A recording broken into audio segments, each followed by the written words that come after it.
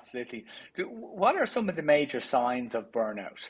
Like we mentioned there that quite often, people, and they may be high performers, they may not be, but they're running at a certain level regardless of what they're doing, and like outwardly they can seem to be, in the zone. They can seem to be successful and even seem to be very content and happy.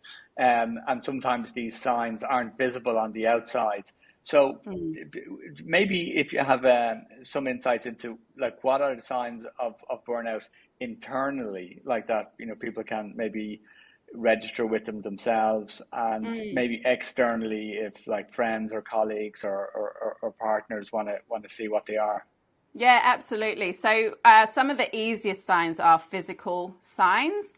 So things like a very common one is bloating. So if people are experiencing regular bloating, that clearly means there's a gut issue, and the gut is intimately linked to stress. So that could be a sign.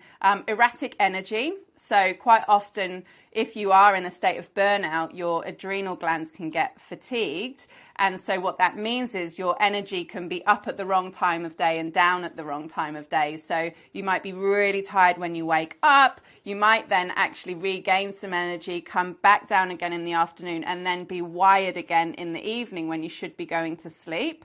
So that's a regular one. If you've gone further than that, you're just in a perpetual state of tiredness.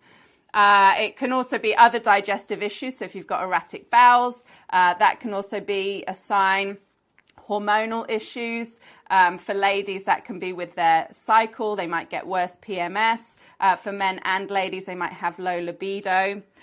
People might find they're getting sick more often, or maybe more aches and pains when they haven't, done anything that really warrants that. Issues with sleep, that's a big one as well. So there's sort of some easy physical signs to look out for. And then more mental ones might be it could be feelings of hopelessness, feelings that you can't cope, worrying that you're, going to get found out, and you're kind of winging it and always looking over your shoulder. In terms of other people, they might notice that you maybe become a little bit more withdrawn.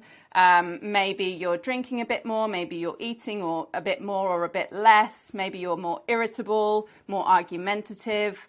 We are all different people. Some of us, I'm married to an Italian, are just argumentative anyway. So they just like to communicate, that's all. Yeah, exactly. Yeah. So it's important to have a bar of where the person is. And if it's anything that's not that could be a little sign that something's not quite right. And hopefully it's a little sign and you can nip it in the bud